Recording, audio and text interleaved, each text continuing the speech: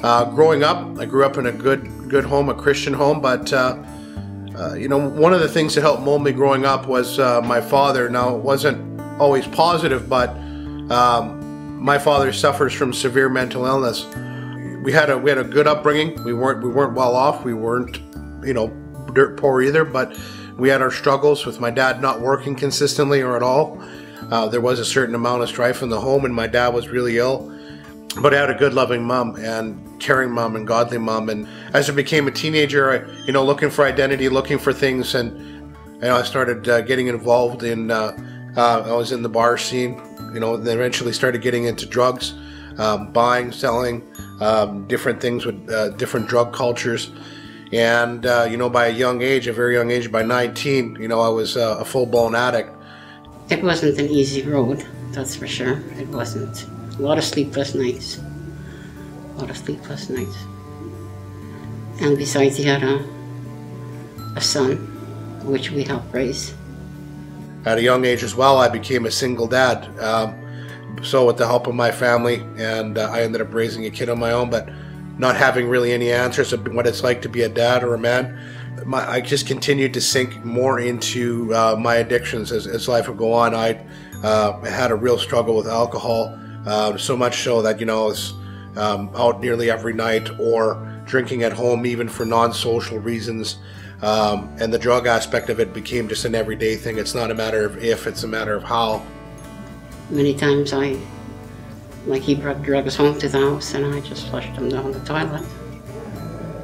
And I told him, no more, or else I'll call the police.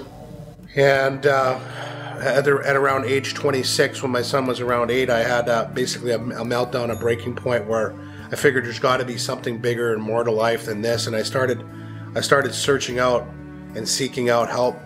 And eventually I stumbled into a church service that my sister dragged me to one week at Calvary Temple.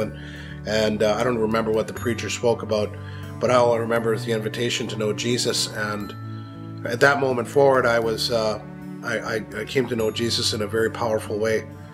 And I know one of the clear things I heard from God is, I know you're a man of God now, but you need to be a man in this world, not of this world, but in this world. And that means you got to grow up, you got to mature. And that learning curve, kind of went from just kind of humming along to like a real steep learning curve. For me, that was really hard. So much so that I started to stumble in my walk.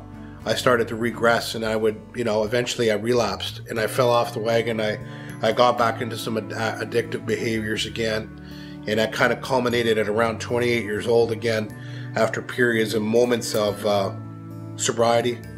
Then I got a phone call from Anthony one night, his son, and they were out getting drugs, I guess, or something. He didn't know where he was.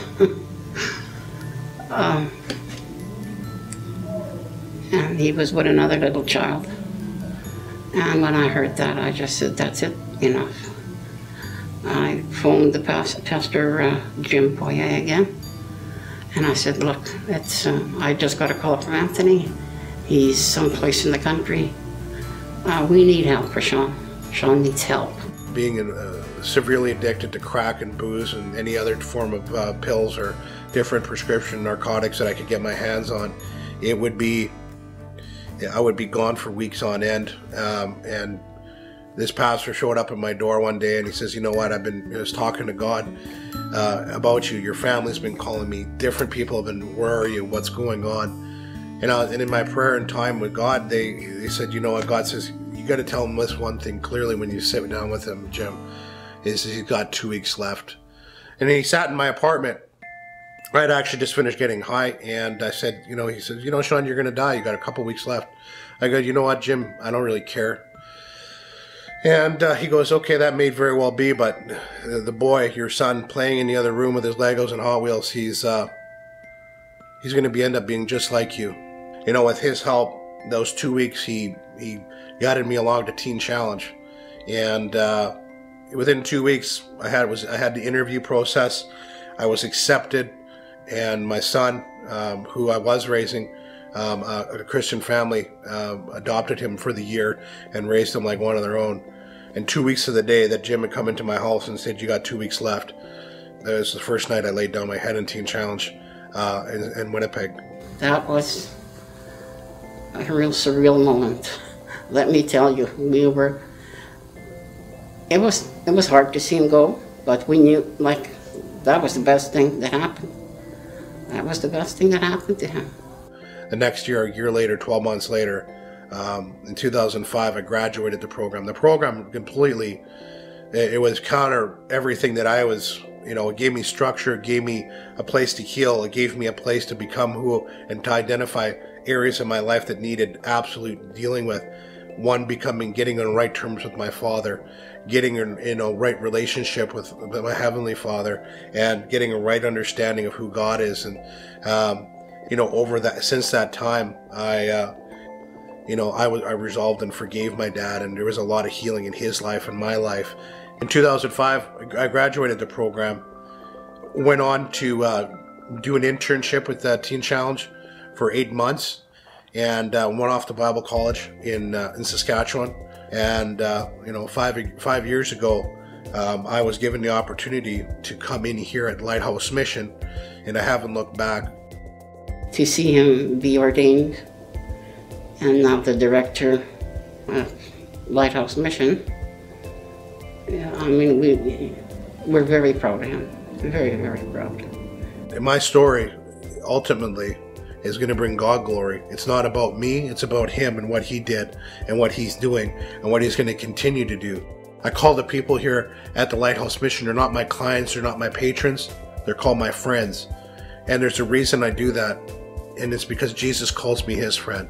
And Jesus has called me to be a friend to these people. Jesus befriended me and was with me since I was a kid, up and through all my addictions, all through my torment in my life, and through my victories, on my ups and downs. But he has been my closest friend, and I live out of that mentality. I live out of that graciousness that was put over me and how I live my life. And that's my story.